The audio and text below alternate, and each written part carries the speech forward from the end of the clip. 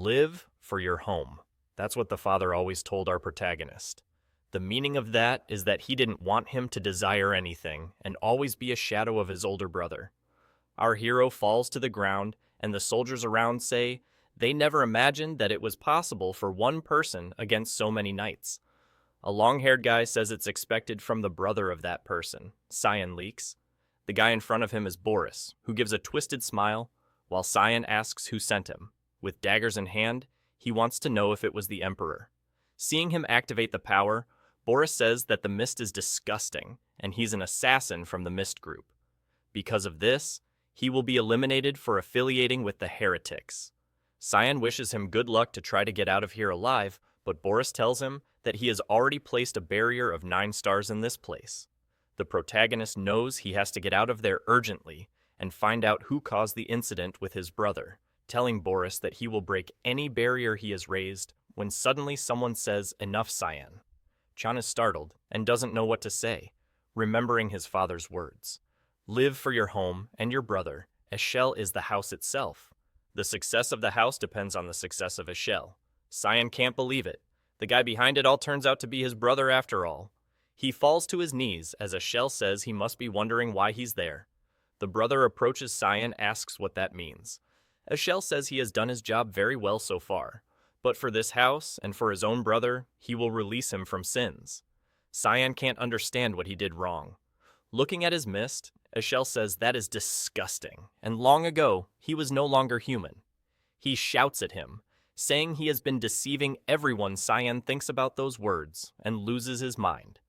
What he's saying doesn't make sense. The difficulties with the Empire's throne, the subjugation of the Demon King's army, the continent unification war, he helped his brother win all of that and conquer everything. He punches the ground saying that the life he received, he dedicated to this person. But now he wants to throw him away after he has come so far. When he worked like a dog for 20 years, Cyan says that even if his body breaks, he will give everything he has at this moment since he can kill him. The soldiers are incredulous at the mana he still has. Transformed, Cyan says his brother is shameful, being the only hero and trying to kill a family member. Eshel looks angrily, and Cyan goes for it.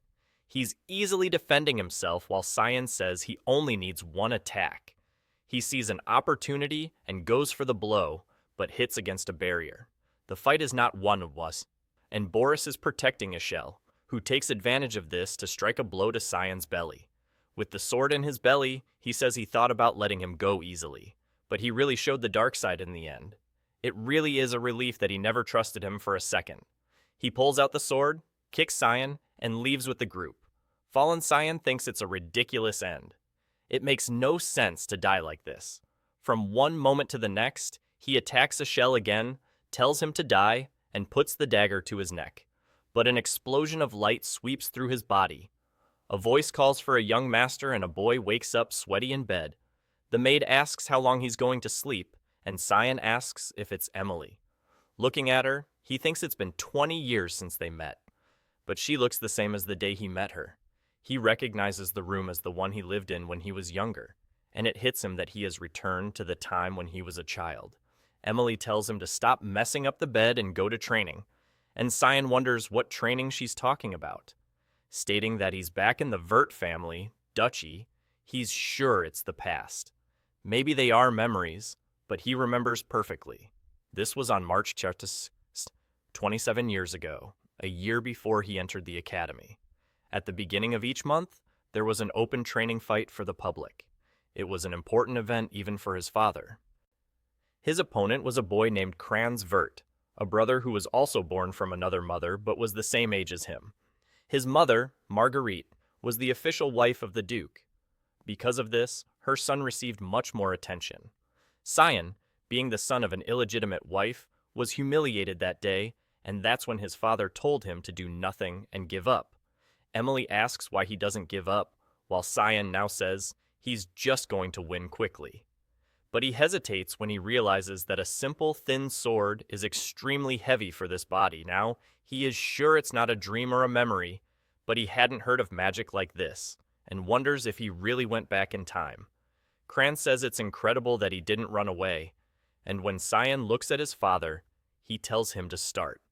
The brother goes up, asking where he's looking, and clearly, he's confident it's going to be easy. But Cyan wonders why he's so slow. A step to the side, and the brother cuts the wind. Kran says he's a coward and comes to give another attack, but he takes a blow to the hand that makes him drop the sword, a kick to the shin, and he writhes in pain, falling to the ground crying. The mother calls for the boy, while the father seems interested. Seeing him on the ground, Cyan knows that if he puts the blade to his neck, it's over. But he remembers that in the past, this guy tormented him, and the bullying continued even at the academy. So now he has to end him, so that he never thinks of doing something like that again. In this second life given to him, he will live for himself. The fight ended with Kranz being completely defeated. The Duke postponed the plans because he wanted to talk to Cyan and even put one of the knights who worked for him to keep an eye on him. In the corridor, he sees Kranz's mother and he is sure she's back from the infirmary. With a mischievous smile, Cyan asks if her son's okay. Duchess, she says he is shameless to say that after what he did to his brother. Cyan ignores her, saying it's normal for this to happen in training. The Duchess says that's why you don't talk to illegitimate children.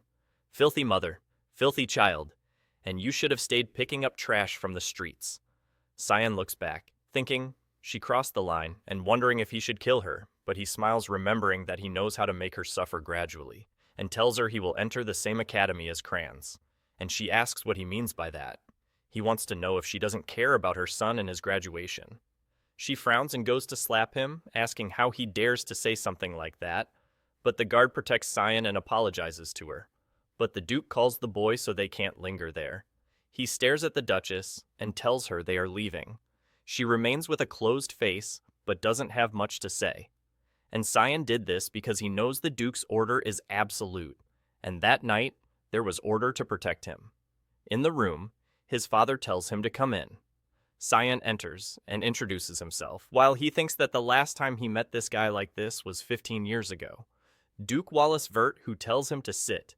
People call him the protector of the continent, the one who with his magical power and military strategies stopped the demon's attack. Even if a whole army of the Demon King wanted to kill him, all he wanted was peace for this continent. But that's just how he was in Cyan's memories. Someone who dedicated his whole life to serving people and being an admirable man. The first thing Wallace says is that he noticed he saw the sword and dodged. Cyan is confused. But Wallace says that when Kranz attacked him, he saw the trajectory of the sword easily and turned aside to avoid it, and asks when he learned this kind of fencing. Cyan is impressed with how attentive he is and says he learned it on his own.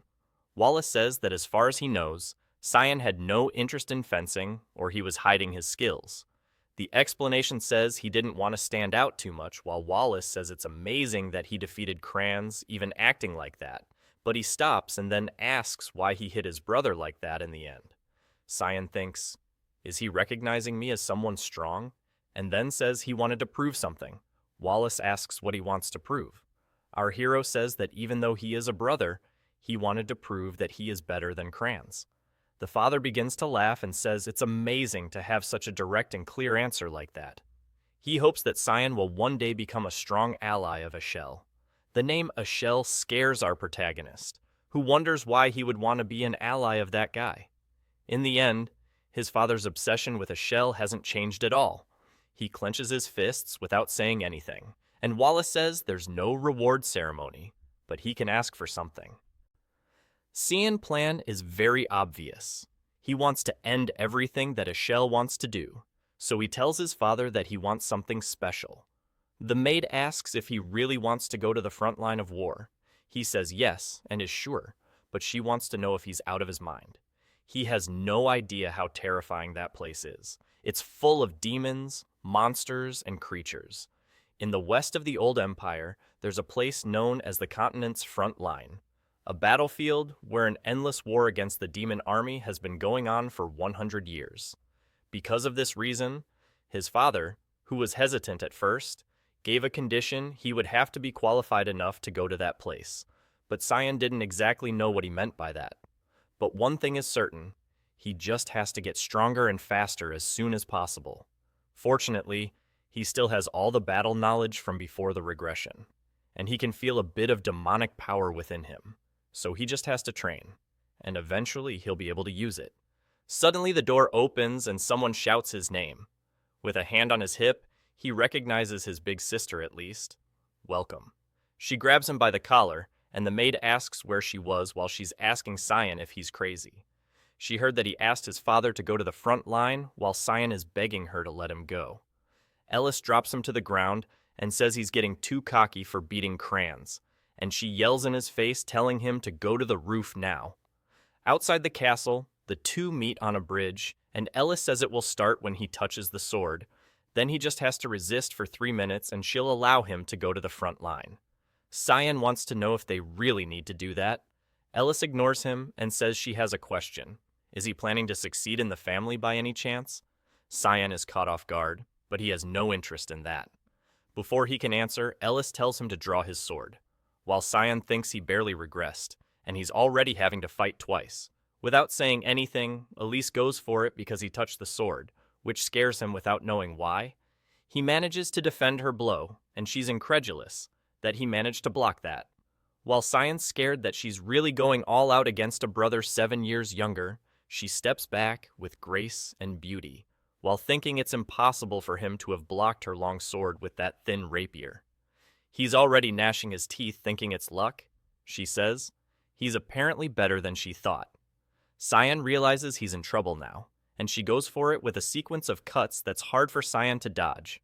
She jumps to prepare a vertical attack. Cyan manages to defend the shoulder side. Her blade slips past his and ends up going straight for her neck. Ellis is startled, and Cyan realizes he did something stupid. He spins his arm and they both step back. Standing on the pillar, he thinks it would have been dangerous. If he hadn't moved the sword, he would have killed her now. The assassination techniques he learned are all for instant death. He doesn't know how to fight without killing someone. But she wants to continue this for 3 minutes. It will be dangerous for her. Maybe he could put mana into the blade, but he's already running out of energy. Suddenly, Elise starts chanting, asking the earth and the wind to become her sword. Cyan recognizes it immediately as a 6-star magic. Elise's blade starts to glow with the activation of the water blade. Cyan is now crying. She really wants to kill me. This wasn't a test. Elise keeps repeating to herself that she can't lose under any circumstances.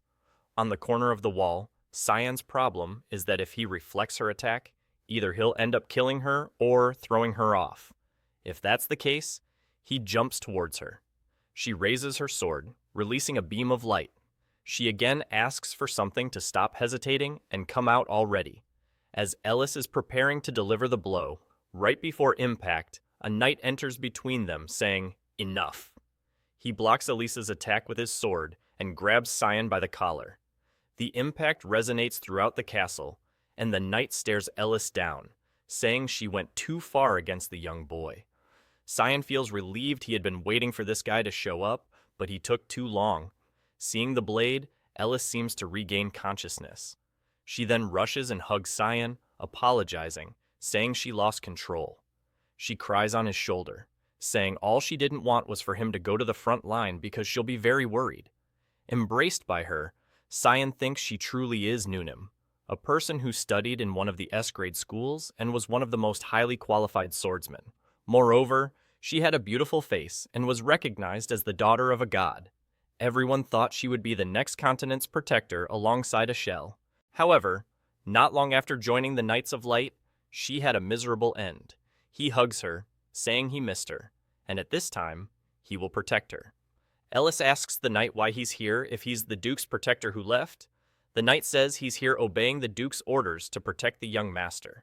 Cyan thinks he sensed this guy's presence since he left the office. That's why he was angry he didn't show up. Passing out, he just doesn't understand why his father ordered to protect him in hiding. He then loses consciousness on Ellis's shoulder, who smiles, thinking he's still a child. The next day, she returned to the academy, and he resumed training to prepare to meet his father.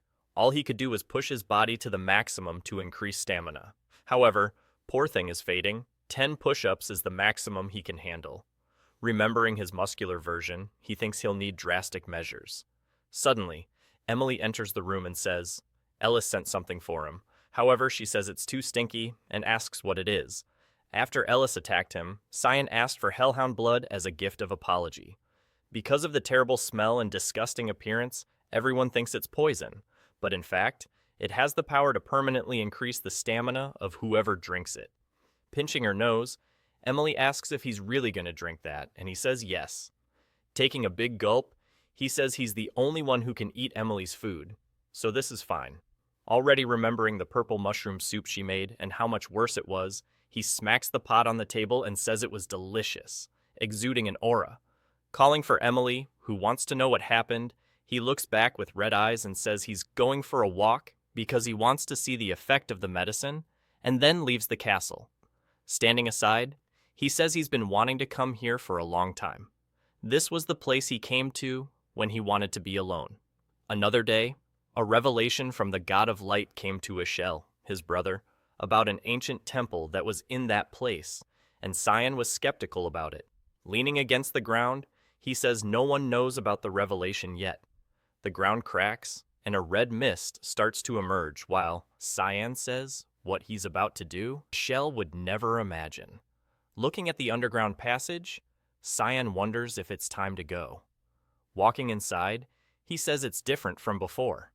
This place deserved the God of Light until everything there was devastated. This happened during the Holy War 300 years ago. Cyan says a place like that is almost unbelievable. On the altar, he sees a shining sword and recognizes it as the owner of that temple. In the year 900, humans finally managed to drive out the demons from the empire of Vilius. It was when they discovered artifacts called God's treasures. One of the artifacts was the sacred sword Drandark, which led humans to war against the demons. The same sword that Yahello used to kill him in that tragic end. Staring at the sword, he imagines it to be related to his regression. He touches it hesitantly, but then lowers his head, saying he knew nothing would happen. He then kicks it in disgust and leaves, saying this sword made him feel like trash. The shadows appear beneath the light, and Cyan says he found what he was looking for. Looking at the ground, he says anyone would think that's the shadow of the sword. However, that's not just a shadow there. He touches the ground, saying wherever there's light, there's shadow. Stairs appear, leading to a door in the darkness. Cyan opens the door hesitantly, and when he looks at the altar, he finally found what he wanted. The demonic blade Karam. He wields the dagger with an engraved crystal. Then he tells the blade it can wake up now. He continues cutting in all directions, already hesitant seeing that it seems to be sleeping. But it's quite thrilling to cut with the blade he used his whole life. Really tasty. Suddenly, a shadow starts emerging from the ground, saying he was a very brave child. She asks Cyan if he doesn't know the meaning of taking that dagger, and he says it means it's his now. The shadow keeps growing, saying she can't believe he really woke up a demonic blade. With a macabre smile, she says it's too late. She swoops towards him, shouting that his body now belongs to her, but Cyan grabs her by the neck, which confuses her. The face emerges from the shadows, and Cyan says he didn't have much to do at that time. The blade asks how he can touch her, and he replies he already said. Now she's his. With pink nails, she sends a slash he manages to dodge, stepping back. The blade takes advantage to get some distance, and boy, this is the strongest weapon I've ever seen. A protagonist has a round, it's really a danger to society, she asks who he is. Seeing the shadow leaving her body, she wants to know if he's the hair, or at least she wants to know why he has the hair's energy. And he says, yes, he's the hair. Now that he's the master, it's good for her to stay quiet and bow her head. Karam is seething with anger, saying he's just a kid. She attacks him, saying she won't accept this. While defending himself, Cyan knows the blade's goal is to steal the user's body, so there won't be much to do. She's about to hit him when he wonders if he should go easy or not. With a smirk, he activates control of the demonic blade. Karam is thrown to the ground, not understanding what happened. Cyan warns he'll only say this once it's good for her to accept it, while he's being nice. Suppressed, Karam wants to know how he's managing to use this ability. Cyan activates control of the blade again, burying her head in the ground. Before she can say anything, she activates a few more times. Seeing her buried, Cyan asks if she understands now, and she says she really recognizes him as the master now. He's about to use the power again when she calls him Lord. With that, Cyan completed the objective there and wonders if he should return before they miss him. Karam in his hand says she's eager to feel the fresh air outside. And curious about his name, she asks him. Upon hearing his name, the blade asks if he really was chosen as the heir. Cyan says yes, but it was in the past life. Karam is confused about this past life thing, and he says he died once. She's even more confused, thinking he's crazy. As he approaches the sword, she says it's sleeping, and our protagonist warns the owner will appear in 20 years. Karam wants to know how he knows that while he already pulled the blade. Without hesitation, he cuts the handle. She's curious about why that Cyan says he has no idea anymore, and it'll be an interesting future. In the morning, a carriage was leaving the Vert Castle. The promised date is Cyan had come very quickly. He introduces himself to his father, who says he wants to ask once more, is he really determined to go to the front line? Cyan says yes, his heart is already there. The father then tells the knight to release the beast. The knight takes a scroll, and Cyan wonders if he'll use a summoning spell. He opens a scroll glowing with a red pentagram. A creature with flaming back starts to emerge. Cyan recognizes it as a hellhound. Seeing the creature, he assured his father, and the knights prepared this test well for him. Everyone's hands are ready to draw the sword. Then he realizes everyone is being cautious with his life. The father warns that everything comes with responsibility, and he must prove his will by passing this test. Hearing the word test, the man hesitates. He was confused when Cyan asked to train against him. Our protagonist said he had 3 days until the test and needed to prepare as best as possible, and he asked the knight for help in practicing combat techniques. The knight said if he wanted to train, he should ask Kranz or someone his age. Cyan plays dumb, saying he doesn't know why, but Kranz messes up every time he sees him. In a difficult situation, the soldier realizes he's. The protagonist smiles when the knight says he'll grant this wish. However, he won't draw his sword, and all he'll do is defend himself. Cyan thanked him and asked for just one more thing. He wasn't to inform his father about anything that happened there, and that was an order. Vulcan hesitated, not understanding why he said that. When suddenly Cyan lunged towards him, Vulcan managed to defend the first attack. However, he was disbelieving at the strength of a 10-year-old kid. He realized Cyan's movements were very fast, vanishing in front of him. Cyan was already above him while he wondered where the kid went. He felt something and turned to block the attack. Cyan kept striking relentlessly, and after a few attacks he gave up, saying unfortunately he still couldn't beat him. But he told Vulcan it was a great job and thanked him for the help. Almost exhausted, Vulcan said he did a great job too, while he couldn't believe that skinny kid was so strong. If what he felt that day is correct, the current young master will be able to pass any tests given to him. The hellhound faces Cyan and lunges for the attack. He seems calm, seeing the creature coming to bite. A slash passes through the hellhound's eye, causing it to fall to the ground.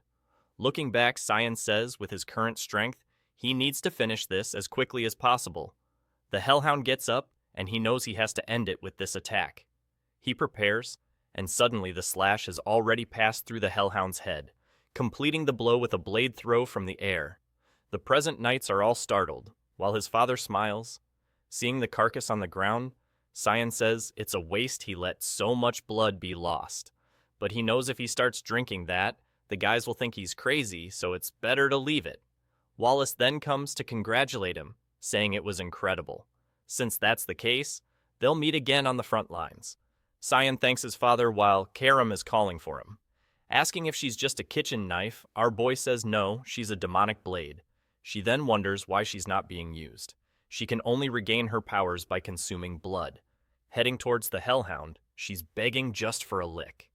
But Cyan tells her not to worry, he'll use her as much as she wants. Thanks for watching, subscribe and comment down for second part, and stay with us for more juicy content.